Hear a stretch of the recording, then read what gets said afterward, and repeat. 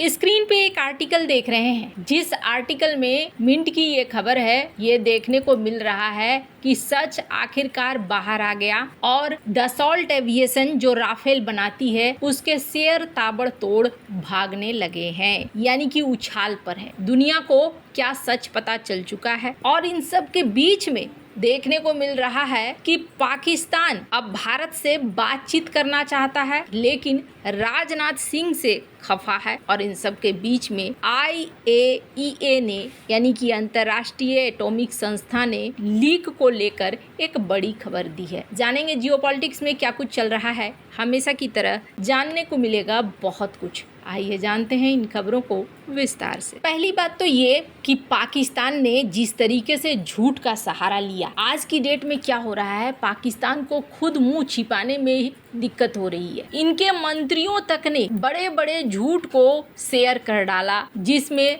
Rafale को मार गिराने की बात भी थी।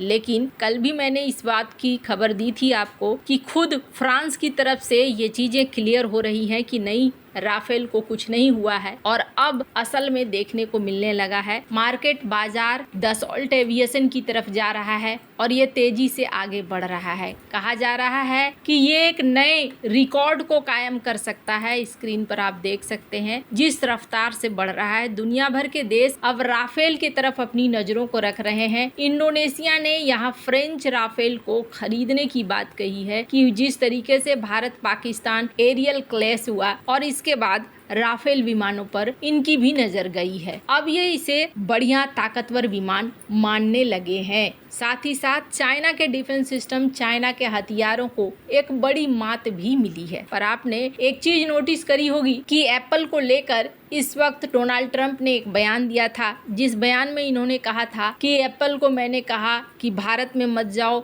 और भारत में प्रोडक्शन शुरू मत करो, तुम गलत कर रहे हो, तुम हमारे ही देश में ऐसा करो, हमारे देश में लगाओ ज्यादा से ज्यादा प्लांट। इसको लेकर एप्पल ने भी खुलासा किया है। डेक्कन हेराल्ड की इस खबर को देख सकते हैं, जिसमें कहा जा रहा है कि एप्पल ने कहा कि देखिए, हमारी इन्वेस्टमेंट की जो कमिटमेंट है वो कमिटमेंट बनी रहेगी, यानी कि हम इसमें बदलाव नहीं ला रहे हैं। अब जरा सोचिए, एप्पल ने चाइना में निवेश क्यों किया? चाइना में इसलिए उन्होंने निवेश किया क्योंकि उन्हें एक वर्कफोर्स मिला। दूसरी बड़ी बात, बिजनेसमैन को बिजनेस से मतलब होता है, यानी कि पैसों से मतलब होता है। और अगर वो 10 प्लांट भी क्यों ना बना ले अमेरिका में अगर वो वर्कफोर्स ढूंढने जाएंगे, वो वर्कफोर्स उनके आईफोन को और भी ज्यादा महंगा कर देगा, क्योंकि उनकी सैलरी, उनके नखरे एक अलग लेवल के होते हैं। ये किसी से छिपा हुआ नहीं है। तो ऐसे में एप्पल भारत में वर्कफोर्स की वजह से भी आ रहा है और ज्यादा बचत के ख्याल से भी भारत में आ रहा है,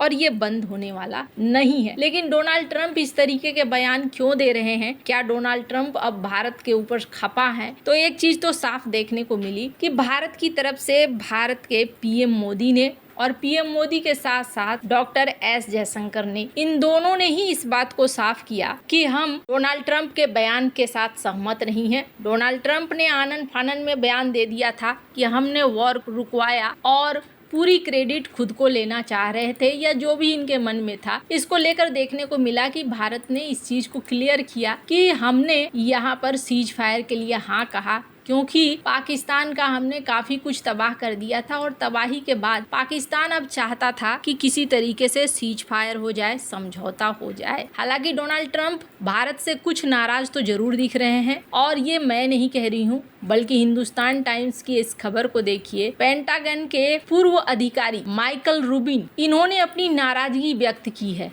और नाराजगी व्यक्त क्यों की है? क्योंकि पाकिस्तान को IMF का बेल आउट पैकेज अप्रूव हो गया है, यानी पाकिस्तान को पैसे जा रहे हैं। माइकल रूबिन ने इस बात को कहा कि जिस पाकिस्तान ने आतंकवाद को लेकर इतना कुछ किया, प्रो चाइना रिजीम है, उसको लेकर पैसे देना ये ठीक नहीं है। हालांकि IMF एक संस्था है, लेकिन अब इन्होंने डोनाल्ड ट्रंप की तरफ भी इशारा किया। अब इसका क्या मतलब है? क्या भारत और US के रिश्ते खराब हो जाएंगे? तो ऐसा लगता तो नहीं है। ऐसा इसलिए नहीं लगता है क्योंकि ये छोटे मोटे दौर हैं, और कहीं न कहीं भारत ने दुनिया भर में अपना परचम गाड़ दिया है। जिस तरीके से एक्शन लिया है पाकिस्तान के ऊपर, और भारत ने ये सिद्ध कर दिया है कि आप एक कमजोर देश मत समझिए, एक ऐसा देश मत समझिए जो आपकी बातों को ही मानेगा और आपके हिसाब से ही चलेगा। भारत इतना ताकतवर है कि बिना किसी से पूछे जवाब दे सकता है, और यहाँ भारत के हथियार भी ऐसे हैं जिसको जरूरत अब नहीं है, और एक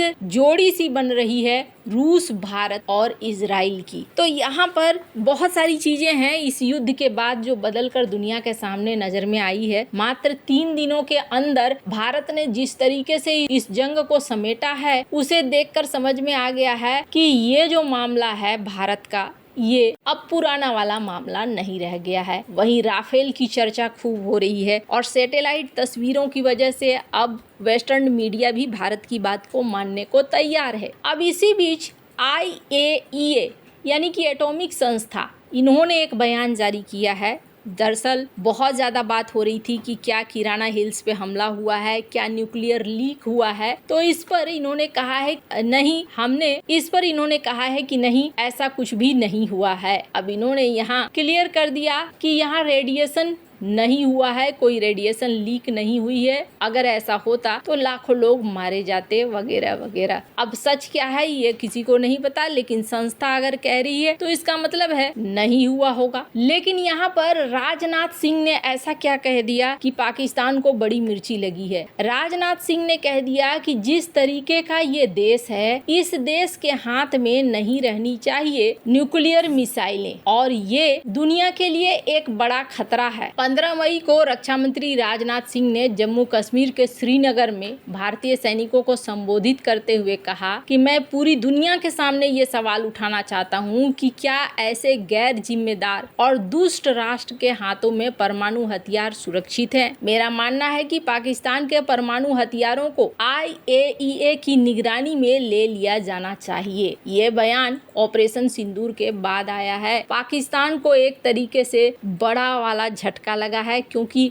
जिस तरीके से भारत ने अब IAEA को शामिल करने की बात कही है। पाकिस्तान ने कहा है कि राजनाथ सिंह का बयान IAEA के जनादेश और जिम्मेदारियों के प्रति पूर्ण अज्ञानता को दिखलाता है। इनको तो कुछ पता नहीं है। ये एक स्वायत्त संगठन है जो सिर्फ नागरिक परमाणु कार्यक्रम की निगरानी करता है, न कि सैन्य परमाणु हथियारों की। पाकिस्तान ने दावा किया कि सिंह का बयान उनकी गहरी असुरक्षा और निराशा को दिखलाता है, क्योंकि पाकिस्तान के पास भारत को रोकने के लिए जितनी मिसाइलें चाहिए उतना तो है ना। इन्होंने भारत पर ही उल्टा आरोप लगाने की कोशिश करना शुरू कर दिया। लेकिन ये एक बहुत बड़ा सच है कि पाकिस्तान में जिस तरीके से अराजकता है, उस लिहाज से भी इनके परमाणु हथियार क्या सुरक्षित हैं, और ये सवाल अमेरिका और इजराइल दोनों के लिए बनता है। खैर, आपको क्या लगता है इन सब मामले में, आपकी क्या राय है, कमेंट कर जरूर बताएं। जल्द मिलते हैं अगले वीडियो में नई खबर के साथ।